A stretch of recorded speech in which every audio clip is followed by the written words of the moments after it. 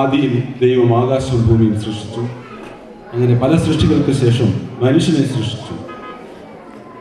ഏദനിൽ ആദാമിനെ ഹവ്വയും സൃഷ്ടിക്കപ്പെട്ടപ്പോൾ അവർക്ക് അരുതാത്തതെന്ന് പറഞ്ഞിരുന്നു, തോട്ടത്തിൻ്റെ നടുവിലുള്ള പഴത്തെ പറിക്കരുതെന്ന്. എന്നാൽ അനുസരണക്കേട്ട് കാട്ടിയ അവർ ഏദനിൽ നിന്നും പുറത്താകേണ്ടി വന്നു. ആദ്യ പാപം അവിടെ നടന്നു. പിന്നീട് ഹാബേലിനെ കായീൻ കൊല്ലുന്നു. അങ്ങനെ തലമുറകളായിട്ട് പാപം പെരുകിക്കൊണ്ടിരുന്നു.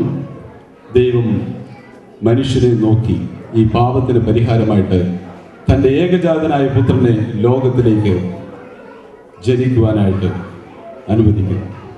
അങ്ങനെ ബേത്ലഹേമിൽ പിറന്ന യേശു ക്രിസ്തുവിൻ്റെ ജന്മദിനമാണ് നാം ഓരോ വർഷവും ക്രിസ്മസ് ആയി കൊണ്ടാടുന്നത്. ബേത്ലഹേമിൽ പിറന്ന ക്രിസ്തുവിനെ കാണുവാനായിട്ട് 3 വിദ്വാൻമാർ, ബെൽഷസർ, കാസ്പർ, മെൽഷ്യർ, 3 പേരും ചെന്ന് വണങ്ങിയതായിട്ട് വേദപുസ്തകം നമ്മെ പഠിപ്പിക്കുന്നു. എന്നാൽ ചരിത്രപരമായിട്ട് 4ാമതും ഒരു വിദ്വാൻ ഉണ്ടായിരുന്നതായി പറയപ്പെടുന്നു. 4ാമത്തെ വിദ്വാൻ ആർദ്ധബാൻ എന്ന ഒരു വ്യക്തിയായിരുന്നു. ഇതൊരു ചിന്ത മാത്രമാണ്. ഈ ചിന്തയിൽ നിന്ന് ഉരുത്തിരിഞ്ഞ ഒരു കഥയെ ഒരു നാടക രൂപത്തിൽ, ഒരു ചിത്രീകരണത്തിലൂടെ നിങ്ങളുടെ മുമ്പിൽ കാഴ്ചവെക്കുവാനായിട്ട് ഞങ്ങൾ ശ്രമിക്കുകയാണ്. പരിമിതികൾക്കുള്ളിൽ നിന്നുകൊണ്ടാണ് ഞങ്ങളിത് ചെയ്യുന്നത്.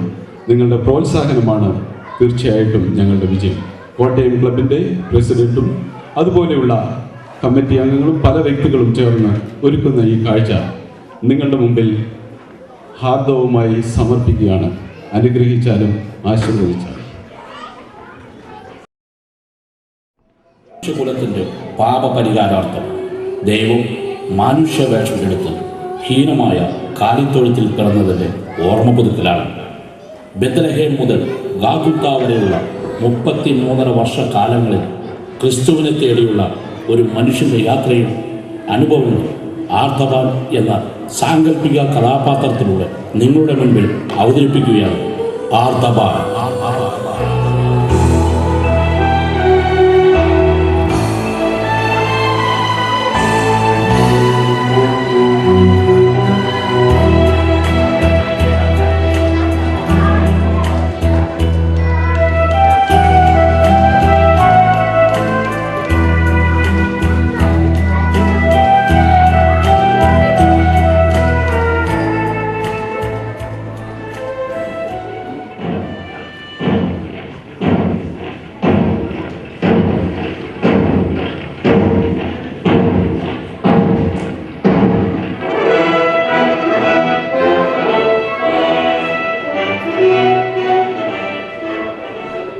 മഹാരാജൻ നീണാൾ വാഴട്ടെ.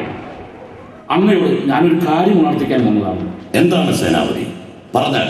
മഹാരാജൻ, അങ്ങയെ കാണുവാൻ 3 വിദ്വാൻമാർ വന്നിരിക്കുന്നു. അങ്ങ് കിഴക്കു നിന്നുമാണ് അവർ വന്നിരിക്കുന്നത്. വിദ്വാൻമാർ കിഴക്കു നിന്നും വന്നിരിക്കുന്നു? എന്താണ് അവരുടെ ആഗമനോദ്ദേശം? അവർ പറയുന്നു, യഹൂദന്മാരുടെ രാജാവ് ഇവിടെ പിറന്നിരിക്കുന്നു എന്നും. എന്ത്? യഹൂദന്മാരുടെ രാജാവ് ഇവിടെ പിറന്നിരിക്കുന്നുവെന്നോ? എന്തൊരു വിഡ്ഢിത്തം! നാം ഇവിടെയുള്ളപ്പോൾ ഇവിടെ മറ്റൊരു രാജാവ്. അല്ല മഹാരാജൻ, അവർ പല അടയാളങ്ങളും കണ്ടതായി പറയുന്നു. എങ്കിൽ അവരോട് കടന്നു വന്ന് നമ്മെ മുഖം കാണിക്കാൻ നാം കൽപ്പിക്കുന്നു. ഉത്തരവ് മഹാരാജൻ.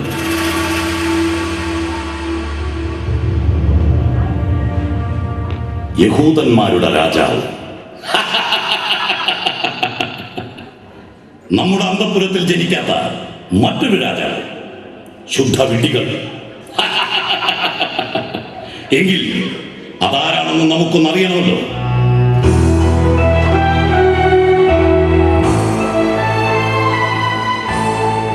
മഹാരാജാവ് നീണാൾ വാഴട്ടെ. നിങ്ങൾ ആരാണ്? എവിടെ നിന്നും വരുന്നു? ഞങ്ങൾ കിഴക്ക് നിന്നും വരുന്നു. യഹൂദന്മാരുടെ രാജാവായി പിറന്നവൻ എവിടെ? ഞങ്ങൾ അവനെ ഒന്ന് കണ്ട് നമസ്കരിപ്പാനായി വന്നിരിക്കുന്നു. എന്താണ് നിങ്ങൾ പറയുന്നത്? യഹൂദന്മാരുടെ രാജാവ്? ഈ അന്തഃപുരത്തിൽ അങ്ങനെ ഒരു ശിശു ജനിച്ചിട്ടില്ല. യഹൂദന്മാർ രാജാവായി പിറന്നവരുടെ നക്ഷത്രം ഞങ്ങൾ കണ്ടു. അതിനെ നോക്കി ഞങ്ങൾ അനുഗമിക്കുകയായിരുന്നു. എന്നിട്ടെന്ത് സംഭവിച്ചു? അങ്ങയുടെ ഈ രാജകൊട്ടാരത്തിൽ ആ ശിശു ജനിച്ചിരിക്കും എന്ന നിഗമനത്തിൽ ഞങ്ങൾ വന്നതാണ്. ശുദ്ധ അസംബന്ധം നിങ്ങൾ പുലമ്പുന്നു. യഹൂദന്മാരുടെ രാജാവ്. കടന്നുപോ. നിങ്ങളുടെ വിഡ്ഢിത്തങ്ങൾക്ക് ചെവി കൊടുക്കാൻ എനിക്ക് സമയമില്ല. രാജാവ് പോലും. രാജാവ്.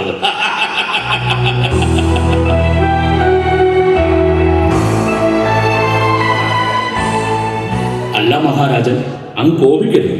അവർ പറഞ്ഞ അടയാളങ്ങളും ദർശനങ്ങളും സത്യമാണോ എന്ന് പരിശോധിച്ചാലോ? എന്താണ് താങ്കൾ ഉദ്ദേശിക്കുന്നത്? പ്രവചനങ്ങളും അടയാളങ്ങളും വിവർത്തിക്കുവാനും വിശദീകരിക്കുവാനും കഴിവുള്ള നമ്മുടെ ശാസ്ത്രിമാരെയും മഹാപുരോഹിതന്മാരെയും വിളിച്ചു വരുത്തിയാലോ? എങ്കിലും തുടർന്ന് തന്നെ നടക്കട്ടെ. ഉത്തരവ് മഹാരാജൻ.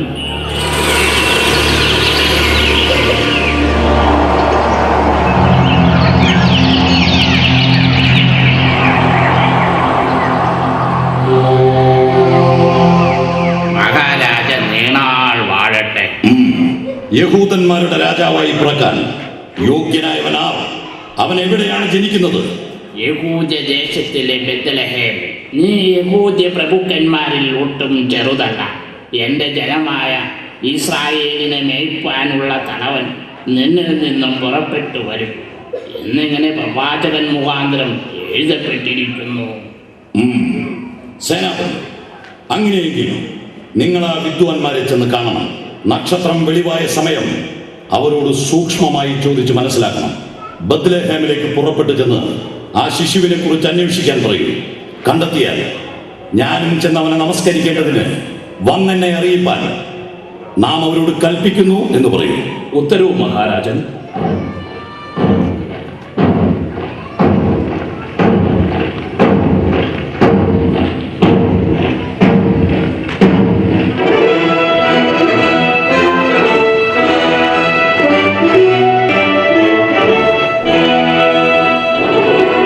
ഹെരോദ രാജാവിന്റെ കാലത്ത് യേശു ബത്ലഹേമിൽ ജനിച്ച ശേഷം കിഴക്ക് നിന്നും വിദ്വാൻമാർ യെരുശലേമിലേക്ക് പുറപ്പെട്ടു.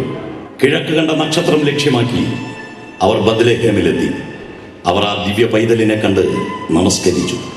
നിക്ഷേപ പാത്രങ്ങൾ തുറന്ന് അവന് പൊന്നും മൂറും കുന്തിരിക്കവും കാഴ്ചവെച്ചു.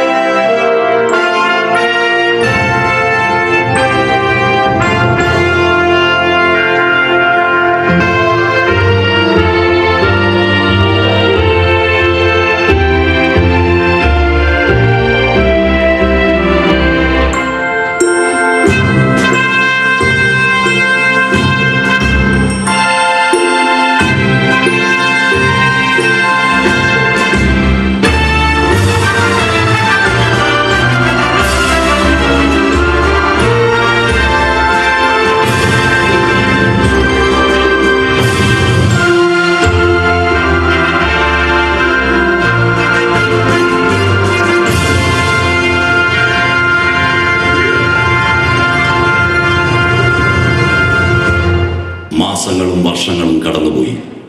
ശിശുവിനെ കാണുവാൻ പോയ വിദ്വാൻമാരോ ഹെരോദാവിന്റെ അടുക്കൽ മടങ്ങിപ്പോകരുത് എന്ന സ്വപ്നത്തിൽ അരുളപ്പാടുണ്ടായിട്ട് അവർ വേറെ വഴിയായി സ്വദേശത്തേക്ക് മടങ്ങിപ്പോയി.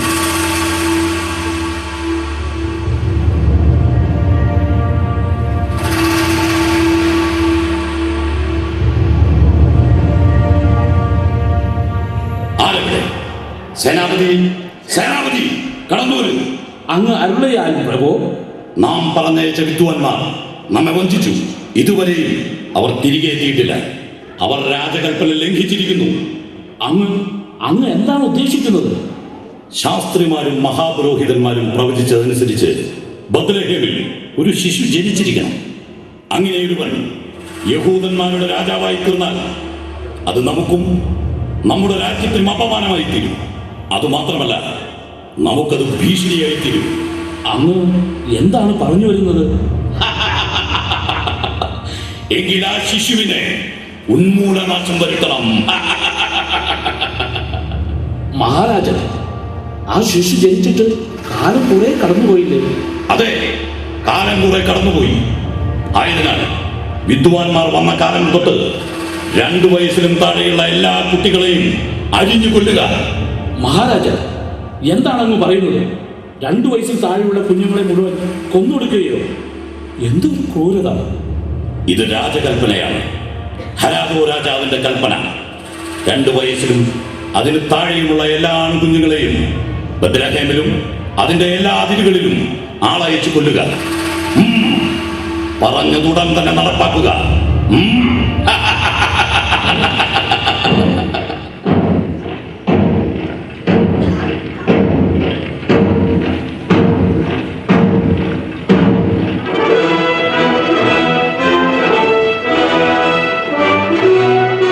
ബത്ലഹേമിൽ പിറന്ന ക്രിസ്തുവിനെ കണ്ടു വണങ്ങാനായി പുറപ്പെട്ട വിദ്വാൻമാരിൽ ഒരുവൻ വഴിയിൽ വളരെയധികം വൈകിപ്പോയി.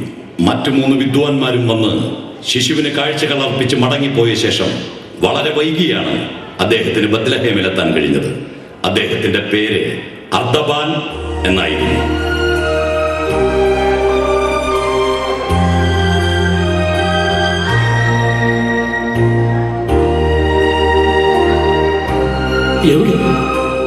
എവിടെ എന്റെ ഈശോ?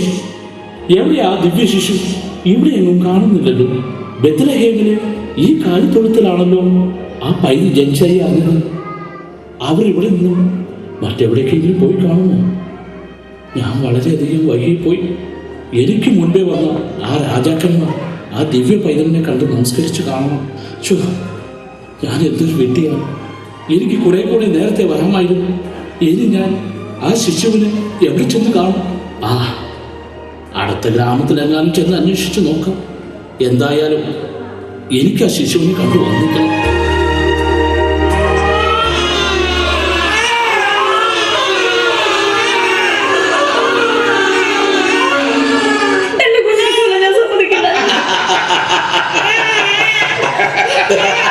കുരുന്നു മക്കളുടെ ചോര കുടിച്ച് ആദ്യം തീർന്നില്ലെങ്കിൽ അവസാനമായി എന്റെ കുഞ്ഞിനെ ഞാനൊന്ന് മൂല കൊടുത്തോട്ടെ.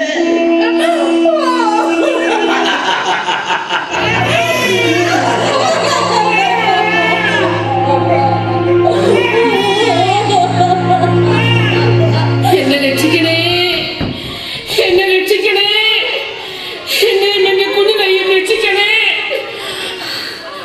നിൽക്കവിടെ, നിൽക്കാൻ. പ്രഭു, എന്നെയും എന്റെ കുഞ്ഞിനെയും രക്ഷിക്കണേ, രക്ഷിക്കണേ പ്രഭു. മാറി നിൽക്കാൻ, മാറി നിൽക്ക്. എന്താണിത്? നിങ്ങൾക്ക് എന്ത് സംഭവിച്ചു? മാറി നിൽക്കാൻ, ഇല്ലെങ്കിൽ നിങ്ങൾക്ക് ജീവഹാനി സംഭവിക്കും. നിങ്ങൾ ആരാണ്? നിങ്ങൾക്ക് എന്ത് വേണം?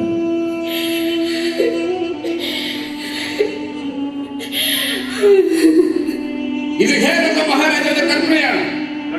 2 വയസ്സിന് താഴെയുള്ള എല്ലാ ആൺകുഞ്ഞുങ്ങളെയും ശിരച്ഛേദം ചെയ്യണമെന്ന്. 2 വയസ്സിന് താഴെയുള്ള പിഞ്ചു കുഞ്ഞുങ്ങളോട് ശിരച്ഛേദനം? ഓ, ഹേരോദ മഹാരാജാവിന് ഇതെന്ത് സംഭവിച്ചു? ബത്ലഹേം പട്ടണത്തിൽ എവിടെയോ ഒരു ദിവ്യ പൈതൽ ജനിച്ചു പോലും. ആ പൈതൽ ഇസ്രായേലിനെ ഭരിക്കുന്ന രാജാവായി തീരും. 2 വയസ്സിന് താഴെയുള്ള എല്ലാ ആൺകുട്ടികളെയും തലയെടുത്ത് കൊല്ലണമെന്ന്. ഇത് മഹാരാജാവിന്റെ കൽപ്പന. മാറി നിൽക്ക്, എന്നെ തടയരുത്. അരുത്, ഇത് അനുവദിക്കാൻ സാധിക്കുകയില്ല. നിങ്ങൾ ഉദ്ദേശിച്ചത് ബത്ലഹേമിൽ പിറന്ന ആ ക്രിസ്തുവിനെ കുറിച്ചല്ലേ? ലോക സമാധാനത്തിനായി പിറന്ന സമാധാന പ്രഭു. ഒരിക്കലും പാടില്ല. നിങ്ങൾ ഈ ദുർചെയ്തി നടത്തരുത്. അനേകം പിഞ്ചു കുഞ്ഞുങ്ങളെ കൊന്നൊടുക്കിയത് കൊണ്ട് നിനക്കെന്ത് ലഭിക്കും? ഹെരോദേവിൻ്റെയും നിങ്ങളുടെയും ഈ ദുഷ്പ്രവൃത്തി നിനക്ക് ശാപമായി തീരും. ഇല്ല, ഒരിക്കലുമില്ല. ഞാൻ ഈ മാതാവിനെയും കുഞ്ഞിനെയും നിനക്ക് വിട്ടു തരില്ല.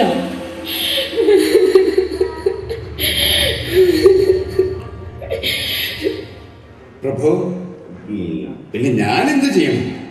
ഞാൻ രാജകൽപ്പന അനുസരിച്ചല്ലേ പറ്റൂ. നോക്കൂ, ഞാനൊരു വഴി പറഞ്ഞുതരാം. തൽക്കാലം ഇത് നീ സ്വീകരിക്കുക. ഈ കുഞ്ഞിനെയും അമ്മയെയും വെറുതെ വിടുക. ഇതെന്റെ അഭ്യർത്ഥന കൂടിയാണ്. എങ്കിൽ ഞാനിതാ പോകുന്നു. നോക്ക്, ഇതാരും അറിയരുത്. നിങ്ങൾ ചെയ്ത ഉപകാരം ഞാൻ ഒരിക്കലും മറക്കില്ല. അല്ല, നിങ്ങൾ ആരാണ്? നിങ്ങൾ എവിടെ നിന്നും വരുന്നു? ഞാൻ വളരെ ദൂരെ നിന്നും വരുന്നു. ഞാൻ ബെത്ലഹേമിൽ പിറന്ന ആ ദിവ്യ പൈതലിനെ കണ്ട് നമസ്കരിക്കാനായി വന്നവനാണ്. പക്ഷേ ഞാൻ വളരെ വൈകിപ്പോയി. ലോകത്തിൻ്റെ രക്ഷകനായി പിറന്ന ആ ശിശുവിനെ എനിക്ക് കണ്ടെത്തുവാൻ കഴിഞ്ഞില്ല. യേശുവിന് കാഴ്ചവെക്കുവാൻ കൊണ്ടുവന്ന സമ്മാനങ്ങളിൽ ഒന്നാണ് ഞാൻ ആ പടം നൽകിയത്. പ്രഭു, വളരെ നന്ദിയുണ്ട്. ഈ പൈതലിന്റെ ജീവൻ രക്ഷിച്ച അങ്ങയ്ക്ക് നന്മ വരട്ടെ. എങ്കിൽ ഞാനിനി എന്തു ചെയ്യും? എവിടെ ചെന്ന് ക്രിസ്തുവിനെ കണ്ടെത്തും? എൻ്റെ ഒരു വിധി, എൻ്റെ ഒരു ശാപം. വർഷങ്ങൾ കടന്നുപോയി. ആർത്തവാൻ ക്രിസ്തുവിനെ തേടിയുള്ള യാത്രയിലായിരുന്നു.